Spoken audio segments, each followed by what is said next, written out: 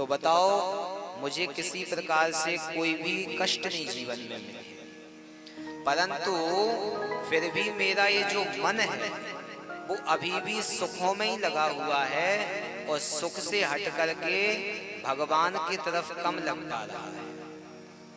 तो आज मैं केवल और केवल एक ही आपसे निवेदन कर रही हूं कि आप मेरे ऊपर वो ज्ञान के घन बरसाओ कि मेरा जो ये अज्ञान है ये हमेशा के लिए नष्ट हो जाए और ये जो मन सुखों से चिपका हुआ है ये सुखों से हट करके भगवान के चरणों में लग जाए।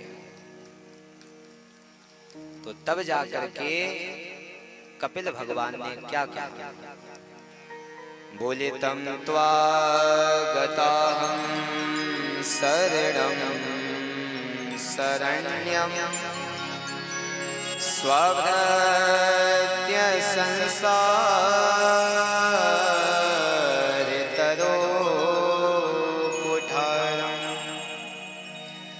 जिज्ञासया प्रकृते पुरुषस् नमामि सद्धर्मविदां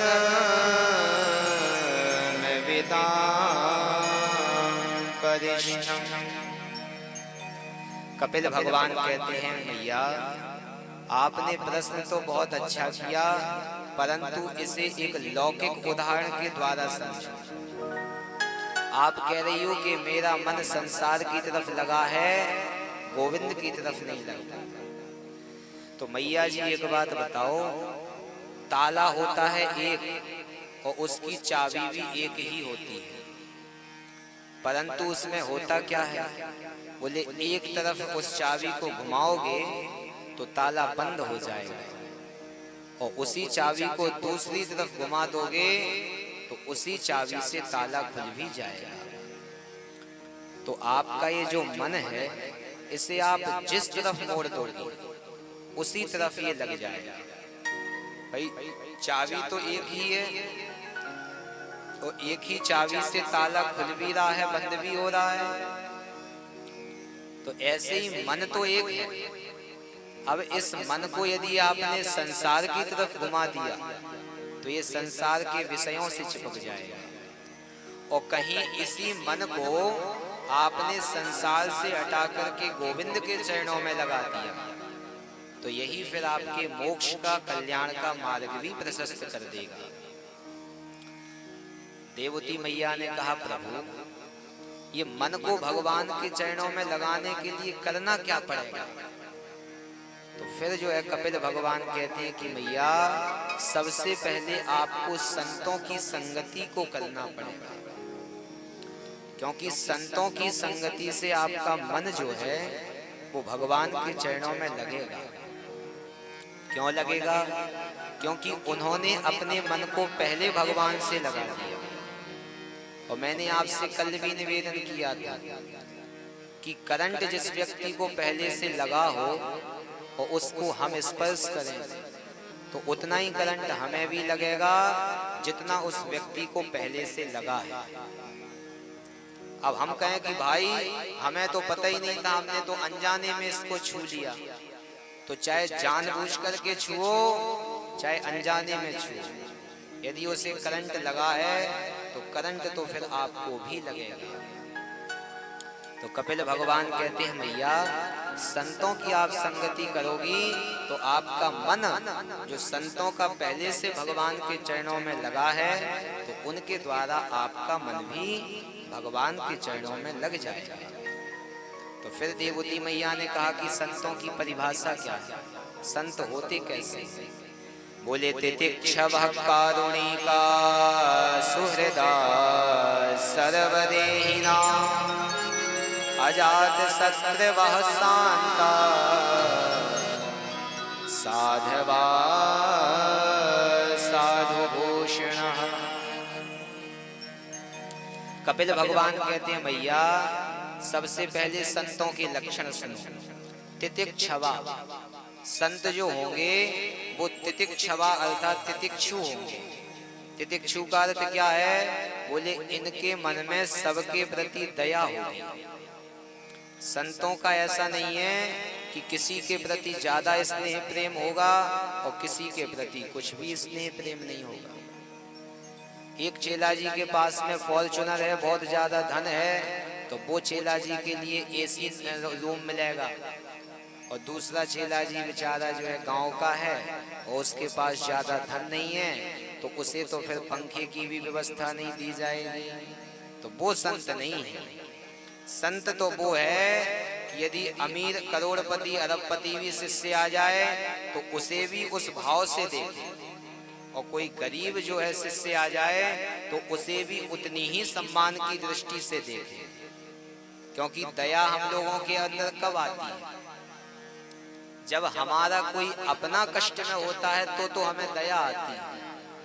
हम लोग आए दिन अखबार में पढ़ते हैं और अखबार में पढ़ करके विचार करते हैं कि देखो वहां पे 36 लोग मारे गए और आज ऐसा ऐसा हादसा हो गया, उसमें 12 लोगों की मृत्यु हो गई। तो बढ़िया अखबार भी पढ़ रहे हैं और चाय की चुस्की भी लगा रहे हैं, परंतु कोई कष्ट नहीं हुआ। क्यों कष्ट नहीं हुआ? क्योंकि वो जो मारे गए हैं वो हमारे अपने नहीं थे। और कहीं विचार उसी समय आ जाए, अखबार पढ़ते ही समय टेलीफोन आ जाए कि भाई कल जो हादसा हुआ है उसमें हमारे अमुक व्यक्ति जो व्यवहारी थे वो भी एक्सपायर हो गए, तो फिर चाय की चुस्की एक तरफ हो जाएगी और अखबार भी एक तरफ धर दिया जाएगा और फिर कष्ट होगा। क्यों कष्ट होगा? क्योंकि हम उसे अपना मानते थे, वो हमारा अपना था। तो उस पर जो हमें दया आ रही है वो दया की श्रेणी नहीं है। दया की श्रेणी तो वो है कि जो सबको देख करके एक सी दया सबके प्रति रखे, वह दया की श्रेणी है। तो संत तो वही होना चाहिए जो सबको एक समान देखे। तो तितिक्षवः कारुणिकः, करुणा करने वाला जो हो, तो तितिक्षवः कारुणिकः सुहृदः सर्वदेहिनां, सभी को अपना माने, सभी को अपना सुहृद समझे कि जितने भी संसार में मनुष्य हैं वो सब हमारे हैं और हम सबके हैं। ऐसा जो विचार रखता है मैया, वो वास्तविकता में संत है। तो संतों की परिभाषा बताने के बाद में अंत में जो है 8 अध्यायों में कपिल भगवान ने 8 अध्यायों में सांख्य योग का वर्णन सुनाया। और ये 8 अध्यायों को भागवत जी में कपिलाष्टाध्यायी के नाम से जाना गया। और सांख्य योग में सारा विधान बताया। फिर आगे चल करके ध्यान मार्ग की बात बताई कि यम नियम आसन प्राणायाम प्रत्याहार धारणा ध्यान समाधि, ये अष्टांग योग के बारे में बताया। और ये सारे योगों के बारे में बता करके जब देवती मैया को लगा कि अब मेरा कल्याण हो जाएगा और अब मैं जो है इस संसार से अपने मन को हटा लूंगी, तो उसी समय देवती मैया ने ध्यान लगाया। और ध्यान लगा करके उस जहां पर बैठी थी वहीं पर बैठे बैठे अपने सारे 5 भौतिक शरीर का त्याग कर दिया और जल के रूप में बह करके देवहूति मैया प्रवाहित होने लगी। कपिल भगवान भी तुरंत वहां से उठे और गंगा सागर पहुंच गए। हम लोग आज भी मकर संक्रांति पे मेला लगता है गंगा सागर का, तो मकर संक्रांति पे गंगा सागर जाते हैं और गंगा सागर में आज भी कपिल भगवान बैठ करके तप कर रहे हैं। तो गंगा सागर में आकर के कपिल भगवान विराजमान हो गए। गंगा सागर ने जो है कपिल भगवान का स्वागत किया। आज भी मकर संक्रांति पर हम सभी लोग गंगा सागर जाते ही हैं। तो ये तो रही मछली कन्या का चरित्र। उसके बाद मैत्रेय मुनि कहते हैं कि विदुर जी, आगे चल करके इनकी जो बड़ी बेटी थी जिनका नाम था आकुति, इनका विवाह हुआ रुचि प्रजापति के साथ। और हुआ कैसे? बोले पुत्री का धर्म का आश्रय लिया। तो ये पुत्री का धर्म क्या है? बोले पुत्री का धर्म ये है कि उस समय जो पुत्री का धर्म चलता था उसका ये नियम था कि हमारी पुत्री से जो पहली संतान उत्पन्न होगी वो नाना पक्ष को दे दी जाएगी। इस धर्म का आश्रय लेकर के आकुति मैया का विवाह रुचि प्रजापति के साथ हुआ।